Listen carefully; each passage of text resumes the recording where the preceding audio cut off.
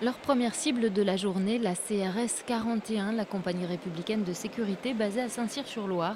Malgré leurs divergences, les militantes de la Confédération paysanne et de la coordination rurale sont venues réclamer d'une seule voix le soutien des CRS pour ne pas faciliter l'euthanasie des vaches dans les exploitations concernées par les cas de dermatose nodulaire.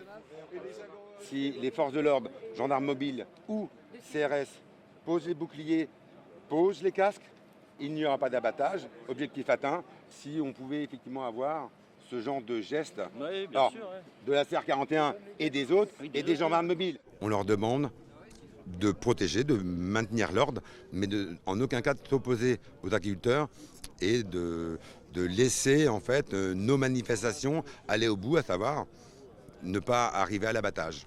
Le gouvernement dit mort aux vaches, mort aux vaches.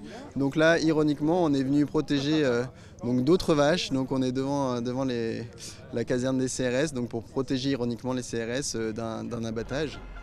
Pour faire entendre leur colère et montrer leur soutien aux éleveurs touchés par l'abattage de leur cheptel, des dizaines de tracteurs ont convergé dans l'après-midi vers le centre-ville de Tours et la direction départementale des territoires. Parmi eux, Louis, 16 ans, c'est sa première manifestation.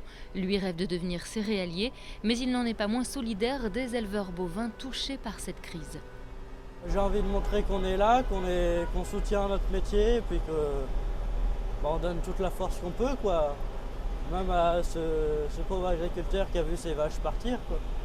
Depuis le début de la crise, en juin dernier, 113 foyers de dermatose nodulaire contagieuse ont été enregistrés et 3300 bovins abattus. L'Indre-et-Loire et le Loir-et-Cher sont pour l'instant épargnés. Cette gestion du gouvernement par l'euthanasie systématique ravive une colère qui ne s'est jamais réellement éteinte.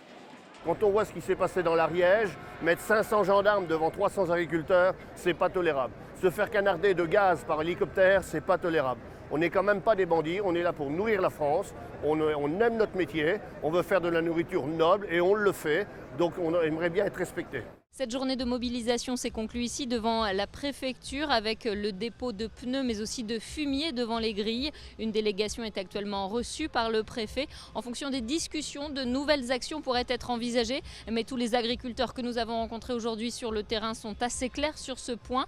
Des actions sont envisagées jusqu'aux fêtes de fin d'année.